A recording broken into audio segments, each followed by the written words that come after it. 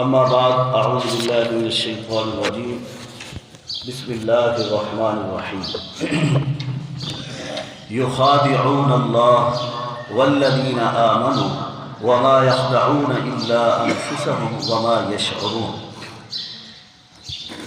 جس طرح آپ سے عرض کیا تھا منافقین کا ذکر چل رہا ہے۔ اللہ رب العالمین ان آیات میں منافقین کی علامات اور ان کی نشانیاں بیان فرما رہے ہیں۔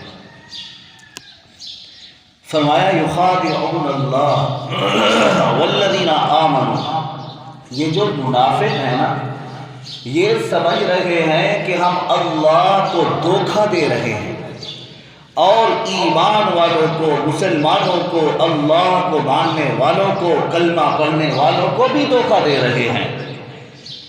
وما یخدعون، اللہ فرماتے ہیں یہ دھوکہ نہیں دے سکتے الا انفسهم، ہاں دھوکہ دے سکتے ہیں مگر اپنے آپ کو دھوکہ دے رہے ہیں۔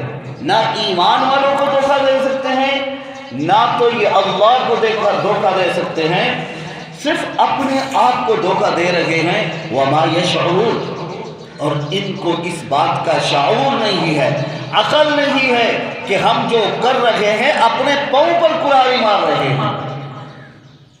اور منافق ایسے ہی کیا کرتے تھے کہ مسلمانوں کے روپ میں مسلمانوں کی طرح پگڑی باندھی، سنت رسول، داڑھی رکھی، منافق صدیق اکبر کے ساتھ پہلی صف میں نماز پڑھ رہے اور مسلمانوں کی صفوں میں کھڑے ہو جاتے تاکہ اپنی سازش میں کامیاب ہو سکے، مسلمانوں کو دھوکہ دیں۔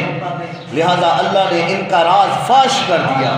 اللہ نے فرما دیا کہ یہ منافق ہیں، یہ مومن نہیں، یہ مسلمان نہیں ہیں۔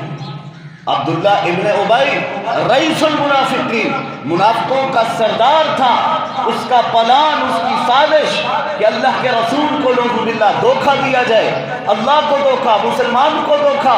مسلمانوں کو کہتے تھے ہم تمہارے ساتھ ہیں، کافروں کے پاس جا کر مذاق کرتے، ہنستے، انا معکم انما نحن مستہزئون، ہم تو تمہارے ساتھ ہیں، مسلمانوں سے تو مذاق کر رہے ہیں۔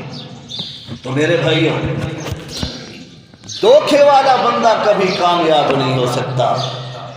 دھوکہ نہیں، بلکہ جو زبان پر ہو، دل پر ہو، وہی عملاً ہو، یہ مسلمان ہے۔ مسلمان کہتے اسی کو ہیں، یہ مسلمان نہیں ہوتا، دل میں کچھ اور ہے، زبان پر کچھ اور ہے، دماغ پر کچھ اور ہے، اور یہ چالاکی سمجھ کر لوگوں کو باتیں کر رہا ہو، سازش کر رہا ہو، لڑا رہا ہو، جھوٹ بول رہا ہو، اللہ کو ایسا بندہ بالکل بھی پسند نہیں، رب نے اسے منافق کہہ دیا ہے۔ اس لیے اللہ رب العالمین سے دعا کریں، اللہ ہمیں کامل، مخلص، پکا ٹھکا مسلمان اور مومن بنائے، نفاق سے اللہ ہماری حفاظت فرمائے۔ وما علینا الا البلاغ۔